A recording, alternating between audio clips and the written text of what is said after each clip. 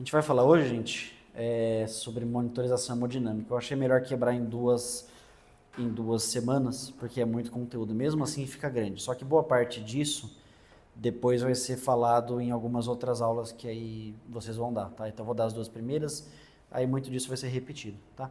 Essa primeira aula é uma parte de fisiologia da parte de monitorização um pouco mais básica, que abarca principalmente esses capítulos aqui do manual da MIB, tá? Então é daquele manual da MIB de monitorização, que eles têm o curso, inclusive, tá? E do livro Conduta do Paciente Grave, do Elias Knobel, que são esses capítulos, tá? Aqui está um pouco desatualizado só, tá? Mas a gente vai focar principalmente hoje na parte de fisiologia cardiovascular básica, perfusão e oxigenação principalmente, tá? O resto vai ficar mais para a próxima semana.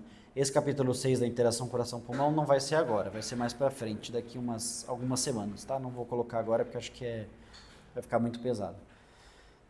Então, na parte inicial, lembra que para a gente começar toda a história natural da parte de monitorização, a gente tem que entender a fórmula do débito cardíaco, tá?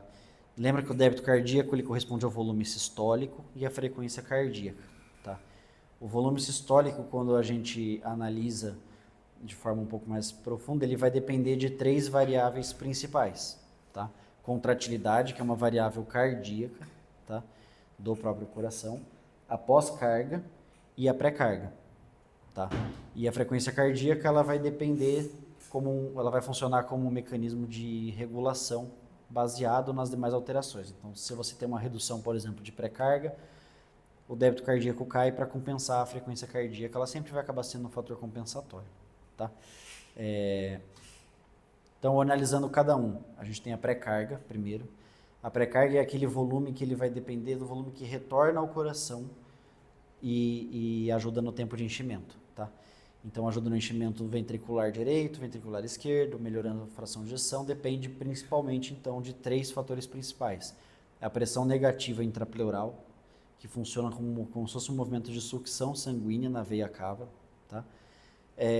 A própria rede venosa, principalmente a rede venosa dos membros inferiores, tá? As veias varicosas, elas têm válvulas, inclusive, principalmente em panturrilha, por isso aquela história de se você está muito tempo sentado, tem que levantar, caminhar, tudo isso vai ajudando, tá? É aí que entra a questão da meia elástica e tudo mais, tá? A pré-carga, ela vai acabar tendo uma ação importante, principalmente... Eu vou falar do resto da pré-carga, na verdade vamos passar primeiro para a pós-carga, aí eu falo tudo junto. A pós-carga ela vai ter relação com aquela resistência que a gente quer vencer, tá? Então, a pós-carga, ela pode estar aumentada ou diminuindo dependendo da patologia, tá? E ela é justamente o que vai predizer para a gente, além das demais variáveis, vai predizer para a gente a força de contração e a capacidade de força de contração cardíaca para vencer aquela obstrução, entre aspas, tá? A contratilidade diz respeito à força cardíaca por si só, tá? A gente tem aquelas bandas as bandas de troponina e os tropômeros, né? Que fazem a parte da contração muscular em si, tá? E elas que vão levar em conta, e elas podem estar alteradas dependendo de o paciente já teve algum infarto, alguma lesão cardíaca, sequela miocárdica, tá? E aí que entra a questão da força de Frank-Starling, tá? Dependendo do quanto eu consigo distender, quanto mais eu consigo distender essas fibras miocárdicas, maior a força cardíaca, tende a ser, até certo ponto, tá? Que é aí que entra essa junção da lei de Frank-Starling com a capacidade de regulação cardíaca. Então, até certo ponto, as fibras elas conseguem distender, tá? E a distensão vai gerando força de contração. Chega um certo momento, e aí que entra a questão também, principalmente de fluido responsividade, fluido tolerância, tá? O quanto eu consigo repor de fluido no paciente para gerar uma responsividade em débito cardíaco, tá? Diz respeito a Frank-Starling. Então, se eu vou repondo fluido, eu vou distendendo mais a câmara cardíaca, distendo mais a câmara, até que chega um momento que eu consigo ganhar força de contração. Só que chega um ponto que a reposição volêmica, por exemplo, ela passa a não funcionar mais para aumentar o débito cardíaco, tá? Por isso que a gente faz esses testes de fluido responsividade, é para ver se a gente consegue atingir esse ponto e não passar dele, tá? Então, lembra sempre da relação da curva de Frank-Starling com volume, por exemplo, tá? Isso aqui é um slide de aula do TDC, do TAD de clinicagem, tá? Que ele coloca que o paciente inicialmente é pré-carga dependente, eu vou aumentando a pré-carga desse paciente até que chega um momento que cria uma independência e o aumento da força de Frank-Starling ela não vai gerar mais débito cardíaco, tá? A gente pode ganhar débito cardíaco, então, de outras formas, às vezes com inotrópico, ou seja, qual for a patologia, tá? Quando entra aí na parte mais de perfusão e oxigenação, a gente tem que entender algumas coisas antes. Como é que funciona o transporte de oxigênio? Ele é transportado, na sua imensa maioria, ligado à hemoglobina, tá?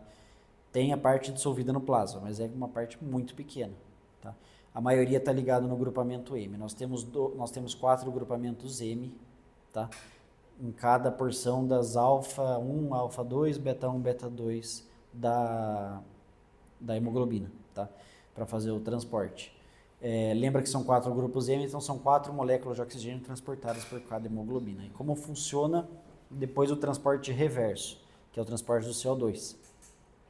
E aí aqui que é a aula de gap de CO2, que eu acho que é daqui 2 ou 3 semanas que vai entrar, tá? Para tentar explicar o que é esse gap de CO2 e para que serve. Então o CO2 está na célula e ele tem 3 formas de transporte. A primeira delas, que é a menos frequente, ela é dissolvida na forma de CO2 mesmo no plasma, tá? A segunda forma mais frequente é a ligada à hemoglobina, tá? E a forma mais frequente de todas é quando o CO2 passa pela anidrase carbônica, tá? É convertido em H+, e HCO3-, e aí é transportado em HCO3, como HCO3- no plasma, e depois no pulmão essa mesma anidrase carbônica vai formar novamente HCO2 e água, e aí vai ser expelido o CO2, mas o transporte ele é na forma de HCO3, tá? Aí quando a gente entrar na parte da aula de gap de CO2, essa mesma fisiologia vai ser repetida e a gente vai entender o porquê que isso reflete na análise do gap de CO2, tá? A fórmula da disponibilidade de oxigênio, que é a fórmula que explica toda a base do transporte de O2, choque e tudo mais, tá? Então, como ela funciona? Disponibilidade significa aquilo que eu estou dispondo ao tecido, tá? Então, quanto de oxigênio que o pulmão está fazendo de hematose, entregando para a hemoglobina e o quanto eu estou colocando dali do ponto de hematose até a célula, tá? Isso que é disponibilidade de oxigênio, tá? Ele é dependente do débito cardíaco, ou seja, da força de contração, tá? E do conteúdo arterial, que é quem faz o transporte, tá?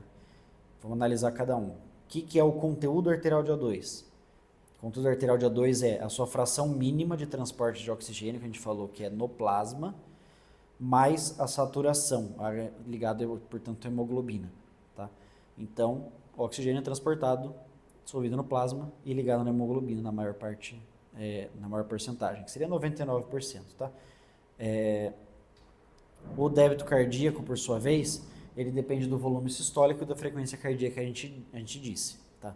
Quando a gente começa a abrir um pouquinho mais essa forma para juntar todas as dependentes, peraí, que já falou. Quando a gente abre tudo isso para juntar todas as dependências, a gente começa a ver que o DO2, que é a disponibilidade, ela depende, então, da fração dissolvida, que é a PaO2, certo? Da fração ligada à hemoglobina, do volume sistólico e da frequência cardíaca. Tudo bem? Tá? É pura aquelas continhas de matemática lá, sabe? Coisa para a gente tentar colocar tudo numa fórmula, para colocar todas as variáveis e entender como todos os choques conseguem atuar aqui, tá? Quando abre o volume sistólico, qual que é a dependência dele que a gente já viu? Então ele depende da contratilidade, da pós-carga e da pré-carga, tá? Certo? Então todas essas são as dependentes. Então, quando a gente analisar cada uma das alterações, por exemplo, o paciente está em choque, está precisando de nora, está na minha frente, eu não sei o que está acontecendo, mas vamos analisar todas as possíveis causas de choque nessa fórmula só da disponibilidade. Então, o oxigênio não está chegando no tecido por quê? Vamos supor que é uma alteração de PaO2 ou saturação. O que pode causar? Uma anemia, por exemplo, certo? Se eu tenho um HB de 5, o meu transporte está prejudicado. Então, a disponibilidade está reduzida, certo? Se eu tenho uma má formação de hemoglobina, uma hemoglobinopatia, tá? está alterado. Uma anemia falciforme, por exemplo, algo que provoca piora no transporte de O2. Contratilidade. O paciente infartou, paciente de insuficiência cardíaca de fração de ejeção reduzida, um miocárdio atordoado, por exemplo, contratilidade reduzida. A pré-carga alterada, então o paciente com choque hipovolêmico de etiologia hemorrágica, paciente com diarreia a um longo período chegou chocado, então eu tenho uma pré-carga reduzida, o volume está reduzido, menos oxigênio chegando na célula, tá? Resistência alterada, então paciente com resistência vascular periférica aumentada, na verdade reduzida, choque séptico, os choques distributivos em geral, tá? Então aí você consegue ver que a gente tem atuação de todos os choques na fórmula, tá? Então lá, por exemplo, DO2, paciente com débito cardíaco, alteração de pré-carga, lá, otimização volêmica, das condutas mais básicas de cada um. Então otimização volêmica, ressuscitação volêmica, diurético, volume sistólico está reduzido por contratilidade, então dependente de inotrópico, de reperfusão cardíaca, coronariana se for um infarto, etiologia. Após carga, dependente de vasopressores, aí que entra a nora, tá? Ou, por exemplo, débito cardíaco reduzido por frequência cardíaca reduzida, o paciente está em arritmia, nem que seja, mesmo que seja bradicardias ou taquiarritmias, tá? E o conteúdo arterial, o HB por hemotransfusão e a saturação de O2, tá? Isso aqui é um pouco repetido. Outras alterações que podem provocar alteração na curva de dissociação da hemoglobina, tá?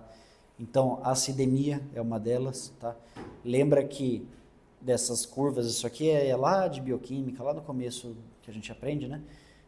Que alguns fatores podem alterar o quanto o oxigênio ele tem de afinidade com a hemoglobina, tá? Então, por exemplo, o paciente que tem o pH mais elevado, ou seja, ele está mais, ele está menos acidótico, né? Mais aumento de bases, né? Leva ao estado oxigenado, tá? Então, aumento da afinidade, ele fica mais ligado. Por sua vez, a redução do pH aumenta o estado desoxigenado. É como se fosse, então, por exemplo, paciente com uma acidose metabólica, por exemplo, favorece o estado desoxigenado para a gente entregar mais oxigênio para a célula trabalhar em regime de acidose, tá? Isso tudo leva a alteração na curva de dissociação. Outra coisa é a temperatura, tá? O aumento da temperatura, portanto, a hipertermia, ela leva ao estado desoxigenado. Então, leva a maior uso de oxigênio, tá? Por sua vez, a queda de temperatura leva a redução do metabolismo e favorece o estado oxigenado, tá?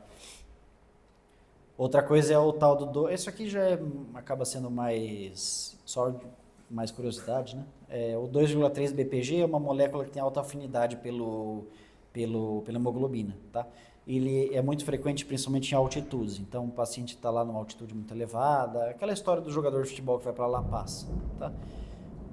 Lá tem uma concentração maior de 2,3 BPG, ele se liga à hemoglobina, expulsa o oxigênio e favorece o estado desoxigenado, tá? E aí diminui a fração de retenção de oxigênio, tá? E dissocia a curva. Então, agora olhando para o consumo de oxigênio e taxa de extração, tá? É o quanto eu estou consumindo de O2 e o quanto eu estou extraindo de O2, tá? Então, cada um tem a sua fórmula, principalmente guarda a da taxa de extração, que leva em conta o VO2, que é o consumo, sobre a disponibilidade. Então, é o quanto eu estou consumindo sobre o quanto eu tenho disponível, isso é o que eu extraí, tá? Essa é a curva, que é uma curva que vocês precisam ver, rever várias vezes, que é extremamente importante, que traduz o choque de forma temporal, tá? Então, essa curva começa lá, então, com o O2. Então, a fase de dependência de O2. Só para vocês entenderem, é uma curva que ela funciona de uma maneira um pouco contrária, tá? Quando normalmente o gráfico ele costuma ser da esquerda para a direita, ela vai da direita para a esquerda. Então, é no sentido assim, onde está escrito DO2 ali, por exemplo, o paciente está bem e ele foi piorando. É mais ou menos isso, tá? No choque. Então, eu tenho isso aqui. Então, aqui, eu coloquei em azul para a gente começar a historinha aqui. Então, o paciente tem uma dependência fisiológica na oferta. A taxa de extração de um paciente, ela é fisiológica de 25 a 30%. Ou seja, 75% a 70% retorna ao pulmão. Então percebe que a gente usa 30% e os outros 70% retornam ao pulmão e, portanto, é como se fosse uma reserva, uma poupança, tá? Por isso que o paciente, então, na historinha aqui, ele vai piorando, piorando, piorando, piorando e a disponibilidade não piora. Por quê? Se aqui eu estava usando 30%, aqui, por exemplo, eu estou usando 40%, 50%, 60%. Mesmo assim, ainda tem sobrando, certo? Só que nessa fase começa uma fase que a gente chama no paciente muitas vezes de choque oculto, que é quando às vezes ele já está desenvolvendo um choque e às vezes ele não está expressando clinicamente, tá? Mas se você for dosar uma avaliação como é que fala?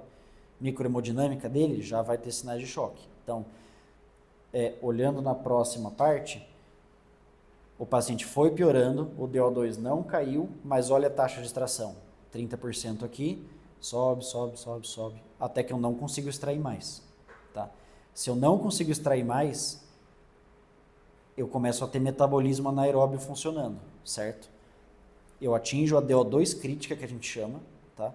A DO2 crítica significa que eu não tenho mais disponibilidade de oxigênio para tirar de forma fisiológica, ou seja, anaeróbia, e aí eu começo a subir quem? Ó, quem estava quietinho aqui, né? E começou a subir depois. O lactato. Então o DO2 atingiu a DO2 crítica, eu não tenho mais de onde tirar, eu não tenho mais de onde extrair oxigênio, o lactato começa a subir. Significa que começou aqui o metabolismo anaeróbio, tá? Que é repetido. Então lembra que o metabolismo aeróbio é dependente de glicose, ele vira o ácido pirúvico, aqui piruvato, né? Aqui já produz 2 ATPs. O metabolismo é dependente de oxigênio, o O2 funciona como um mecanismo de chave e fechadura para iniciar o ciclo de Krebs, e aí produz total de 36 ATPs. Se eu estou indo para anaerobismo, tá? Eu acabo produzindo apenas 2 ATPs, que são justamente da conversão inicial da glicose, tá? Aí entra outro conceito, saturação venosa mista e saturação venosa central, que a gente já conversou uma vez. Tem diferença, tá? Aí é bem parecido com aquela aula que a gente já conversou lá na UTI 3 uma vez. Então, lembra que o ideal, o melhor do mundo, seria a gente poder fazer a saturação venosa mista para todo mundo. Só que eu dependo do catéter para pegar a saturação venosa mista, que a ponta desse catéter esteja na artéria pulmonar. Quem faz isso é o Swan-Ganz, tá? Quando foi elaborada a saturação venosa central, que é basicamente a história do catéter central a 2 centímetros da iminência da veia cava superior, tá? E necessariamente nessa posição, senão posso cair na inominada ou tá muito para cima, se eu colocar muito para baixo entra na câmara cardíaca, tá? Eu consigo aferir com uma diferença de 5% em relação à mista, tá? Então a mista ela é mais fidedigna. Por quê? Porque ela pega o corpo inteiro. Se eu estou pegando a avaliação da artéria pulmonar, eu estou pegando tanto a circulação do hemicorpo superior, hemicorpo inferior e circulação coronariana aqui. A saturação venosa central, eu só estou aferindo o hemicorpo superior, que é boa parte do débito cardíaco, uma parte significativa, mas não se reflete ao corpo todo. Mas a diferença começou a ver que ela não tinha uma diferença tão grande em relação à saturação venosa mista, e ela não tem todas as intercorrências de um catéter de Swan-Ganz, tá? Então, tem essa questão. Para entender saturação venosa, tá? Vamos supor que aqui, essa estação de carregamento aqui é o pulmão, tá? Vamos supor que saiu, não dá 100%, né? As hemoglobinas nunca estão 100% saturadas, mas vamos supor que saiu daqui com 100% de saturação de hemoglobina, de O2, tá? Passou no coração, passou mais em alguns órgãos, nutriu membros superiores, nutriu o hemicorpo superior, foi para o cérebro. Eu, então, extraí oxigênio, tá? Eu extraí, então, a demanda aqui, por exemplo, de 25%. Se minha taxa de extração foi de 25% e eu for dosar uma saturação venosa central e eu tirei 25%, vai vir uma saturação venosa central de 75%, que é o que sobrou, certo? Se o paciente está chocado, eu estou extraindo, por exemplo, uma taxa de extração de 50%. A saturação venosa central vem de 50%. É mais ou menos isso. Então, com uma gasometria venosa, necessariamente nessa posição que eu falei de saturação venosa central, da ponta do catéter, que é aquela da iminência, né, que a gente já conversou, eu consigo medir a saturação venosa central. Tá? Então ela reflete o quanto que eu consumi de O2 em todo esse trajeto até novamente chegar no pulmão. Tá? Ela pode sofrer alterações. Tá? Então, ela pode sofrer alterações baseadas se eu estou consumindo oxigênio, então se eu estou com redução da disponibilidade, por exemplo, ou se eu estou aumentando o consumo. Tá? O que aumenta o consumo de O2? Paciente estresse, com dor, febril. Lembra que a febre, o que ela faz com a curva, a hipertermia faz com a curva de dissociação? Mais hemoglobina dissociada, consome mais. Tá? Tremor, tá bom? Então, redução da disponibilidade, hipoxemia, anemia, débito cardíaco reduzido, que é o choque que a gente viu lá jogando na fórmula do choque em geral. Tá? E a saturação pode estar aumentada, baseado em aumento da disponibilidade. Então, paciente com uma PO2 aumentada, aquele paciente que não precisa estar com um catéter nasal e está com um catéter nasal de O2 de 3 litros por minuto. Entende? Aumento do débito cardíaco, um paciente que está com o que a gente chama de fluxo de luxo, por exemplo. Ele está com um inotrópico positivo, sendo que ele não precisava estar com o inotrópico positivo. Já poderia ter sido realizado o desmame ou retirada. Então, ele está recebendo muito débito. Tá? Ou a queda do VO2 por hipotermia ou anestesia, inclusive. Tá? Estou consumindo menos por quê? O que leva à redução do consumo? Hipotermia, o paciente fica hipotérmico, consome menos. Anestesia, ele fica com metabolismo cerebral reduzido. Tá? E essa imagem aqui é só para se lembrar a diferenciação de saturação venosa mista e central baseado na posição do catéter. Tá? Essa imagem eu vou deixar para a gente discutir na próxima aula. Tá? Acabou, era essa aula hoje.